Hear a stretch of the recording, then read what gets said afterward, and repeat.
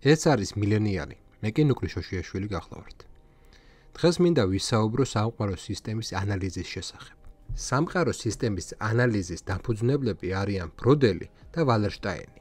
ფერნანდ ბროდელი ისტორიკოსი იყო, ფრანგული ახალი ისტორიის სკოლის, ანალების სკოლის თვალსაჩინო წარმომადგენელი. იმანუელ ვალერშტაინი კი სოციოლოგი იყო. რადგან სამყარო სისტემის იდეა განავითარა ვალერშტაინმა, ამიტომ პირველ რიგში ვალერშტაინს დავეყრდნობით. ვალერშტაინი, როგორც პრინციპში ანალების სკოლის სხვა წარმომადგენლები, ამბობდა, რომ ჰუმანიტარული მეცნიერებების დაყოფა ისტორიულ, პოლიტოლოგიურ, ეკონომიურ, სოციოლოგიურ მეცნიერებებად შეცდომაა. ეს დაყოფა არის ხელოვნური და მისგან უფრო მეტი უარყოფითია, ვიდრე დადებითი, რადგან მეცნიერებს თავისთავად უჩნდებათ სააზროვნო ბარიერები, რომლებიც ხელს უშლით მეცნიერულ კვლევაში. ამიტომ ვალერშტაინი საუბრობს, რომ მეთოდოლოგიურ სინთეზით შეიძლება მხოლოდ სწორი კვლევის დადება. მეცნიერებს უნდა ახსოვდეს, რომ ყველაფერი ერთმანეთთან არის გადაჯაჭვული და ამავე დროს ჰუმანიტარი ერთდროულად არის სოციოლოგი, ისტორიკოსი, პოლიტოლოგი და ასე შემდეგ. შესაბამისად, სამყარო სისტემის ანალიზი ჩნდება სოციოლოგიის, ეკონომიკის, ისტორიის, პოლიტოლოგიის კვლევების შეხვედრის ადგილზე. მეორე, რასაც ვალერშტაინი ამბობდა, იყო ის, რომ სოციალური ანალიზი არ უნდა იყოს შემოფარგლული კონკრეტული საზოგადოების, ქვეყნის ან ნაციონალური სახელმწიფოს გარშემო. ვალერშტაინი ამბობდა, რომ ამგვარი კვლევა რეალობისგან დაშორებული იქნება, რადგან არც ერთი საზოგადოება არ არსებობს იზოლირებულ ვაკუუმში. ყველა საზოგადოება, ყველა ქვეყანა ერთმანეთთან ურთიერთობს და ერთმანეთზე ზემოქმედებენ. ისინი ვაჭრობენ, მეგობრობენ, ომობენ, ცვლიან ტექნოლოგიებს, ცოდნას და ასე შემდეგ. ყველა ერთმანეთზე ახდენს გავლენას და ამიტომ თუ კი მოწყვეტილად კონკრეტულ საზოგადოების კვლევას დავიწყებთ, ჩვენ მხოლოდ შეცნობის ილუზია გვექნება.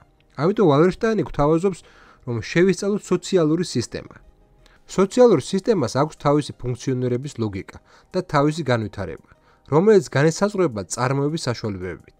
წარმოების საშუალებებში ვალერშტაინი გულისხმობს შრომის განაწილებას, რომელსაც მთელი სისტემა აწარმოებს.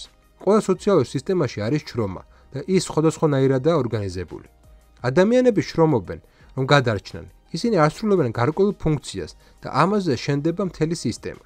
სულ არის წარმოების სამი საშუალება და შესაბამისად სოციალურ სფეროს სამი სისტემა. პირველი ეს არის მინი სისტემა. ეს არის პირველყოფილი, ნაკლებ განვითარებული საზოგადოებები, სადაც მცირე მოსახლეობაა, არ არის რთული გრადაციები რანგებისა და პრივილეგიების და სადაც ყველა დაახლოებით თანასწორია. აქ შრომის გადანაწილება ხდება ნათესაური კავშირებით და ჰორიზონტალურად. რაც ერთად მოიპოვეთ, ის ერთად გავანაწილეთ. მინი სისტემები ლოკალურია და არამდგრადი. მეორე სისტემა არის სამყარო იმპერია. აქ საუბარია დიდ ტერიტორიულ სახელმწიფოებზე. იქნება ეს რომის, რუსეთის, მონღოლეთის თუ სხვა სახის იმპერიები. სამყარო იმპერიაში ყველაფერი გადანაწილებულია ვერტიკალურად. რომელიღაცა სახელმწიფო გაძლიერდა, დაიპყრო მეზობელი და დააკისრა ესა თუ ის ხარკი.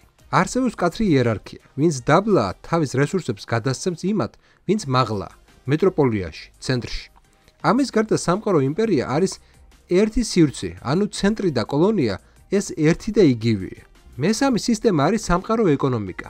ვალერშტაინი საუბრობს, რომ სამყარო იმპერიისგან განსხვავებით სამყარო ეკონომიკამ შეეძლო გარღვია ტერიტორიული შეზღუდულობა ეკონომიკური კავშირების მეშვეობით. მთავარი სამყარო ეკონომიკაში არის სასაქონლო ფულადი ურთიერთობები, მაგრამ სამყარო ეკონომიკა გარკვეული დროის შემდეგ ყოველთვის ინგრეოდა სამყარო იმპერიების მიერ. ნადგურდებოდა იმ გაგებით, რომ ვიღაც მაინც იწყებდა დომინირებას, იმორჩილებდა სხვებს და იმორჩილებდა სამყარო ეკონომიკასაც. ამის მაგალითად მოყროთ სამხრეთ აზია, ჩინეთი, ხმელთაშუა ზღვა და ასე შემდეგ, სადაც სამყარო ეკონომიკაზე სამყარო იმპერია გაბატონდა. ვალერშტაინი ამბობდა, რომ მსოფლიო ისტორიაში მხოლოდ ერთხელ სამყარო ეკონომიკა გარდაიქმნა არა სამყარო იმპერიად, როგორც ეს ყოველთვის ხდებოდა, არამედ თუ სხვა რამეთ. გრძელ მე-16 საუკუნეში ამ ეპოქას ვალერშტაინი უწოდებს 1450-დან 1650 წლებამდე, როდესაც დასავლურ ევროპის სამყარო სისტემა გარდაიქმნა კაპიტალისტურ სამყარო სისტემად, რომელშიც დღეს ყველანი ჩვენ ვცხოვრობთ. კაპიტალიზმი არის სამყარო სისტემა, რადგან ის ისრუტავს ყველა დანარჩენ სოციალურ სისტემის პლანეტარული მასშტაბით. ის გლობალურია და ტოტალურია. მისი შინაარსი არის კაპიტალის გაუთავებელი ზრდა და დაგროვება. კაპიტალისტურ სამყარო სისტემას გააჩნია თავისი შიდა ლოგიკა და სტრუქტურა, რომელიც არ იყო აქამდე სხვა სისტემებში. ვალერშტაინი საუბრობს, რომ არის ცენტრი, ეს არის ყველაზე განვითარებული სახელმწიფოები. არის პერიფერია, ჩამორჩენილი სახელმწიფოები, სუსტი სახელმწიფო ინსტიტუტებითა და არის ნახევრად პერიფერიული სახელმწიფოები.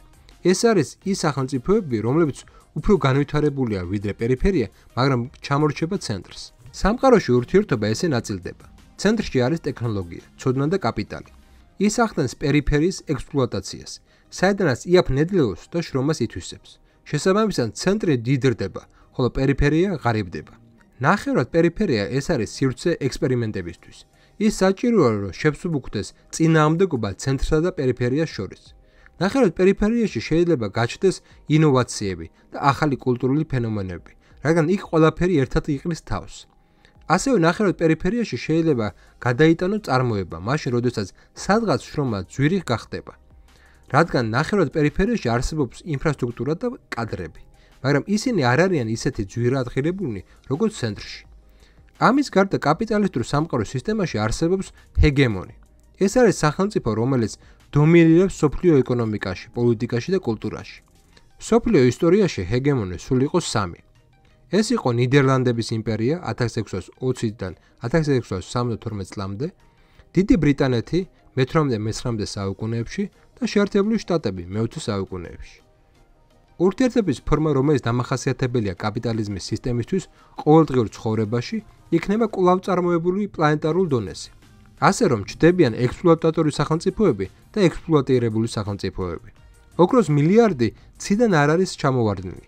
ისინი არსებობენ პერიფერიების ხარჯზე, რომლებიც ცხოვრობენ სიღარიბეში, განუვითარებლობაში და ასე შემდეგ. შემთხვევითი სულაც არ არის, რომ პერიფერიული სახელმწიფოები ვერ ვითარდებიან საუკუნეების განმავლობაში. მათი მუდმივი ჩამორჩენილობა კაპიტალისტურ სამყაროს სისტემის ლოგიკის ნაწილია და ის აუცილებლად წარმოადგენს. კაპიტალისტურ სამყაროს სისტემაში არსებობს შრომის გლობალური გადანაწილება. სხვადასხვა სახელმწიფოები სხვადასხვა რამეზე სპეციალიზირდებიან. ზოგი მათგანი აწვდის გაზს, ნავთობს, ხე-ტყეს, მეტალს და ასე შემდეგ. ზოგი ერთი მათგანი ამ რესურსებს გადაამუშავებს. ზოგი მათგანი ქმნის მანქანებს, კომპიუტერებს. ცენტრიდან ხდება მსოფლიო კაპიტალის მართვა, არა იმ გაგებით, რომ იქ არის ხალხი, რომელიც ზის მაგიდებთან და ყველაფერს განაგებს.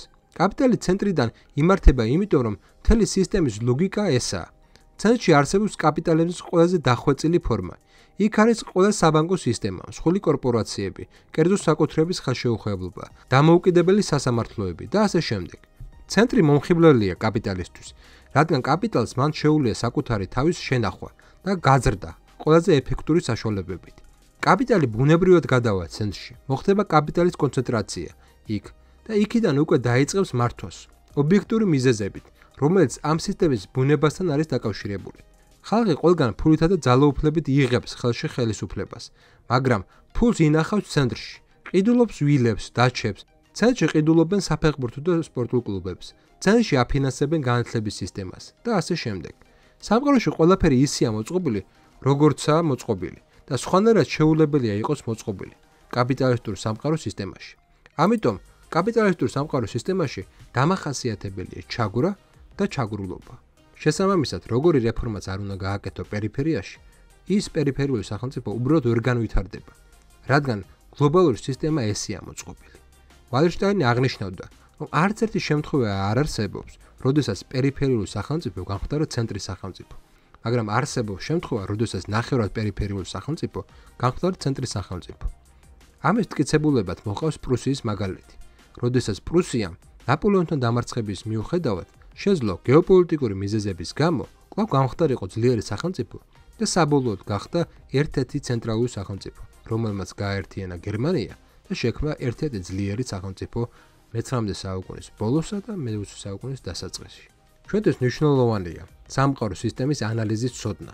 გაეცანით მას და დაინახეთ საქართველოს არა ლოკალურ დონეზე, არამედ გლობალურ დონეზე და მიხვდებით, რომ საქართველოს იმ გლობალური სამყაროს ნაწილია, სადაც ერთნი ჩაგრავენ მეორეს და ჩვენ იმიტომაც ვართ ღარიბები, რომ ჩვენ ხარჯზე ვიღაცები მდიდრდებიან.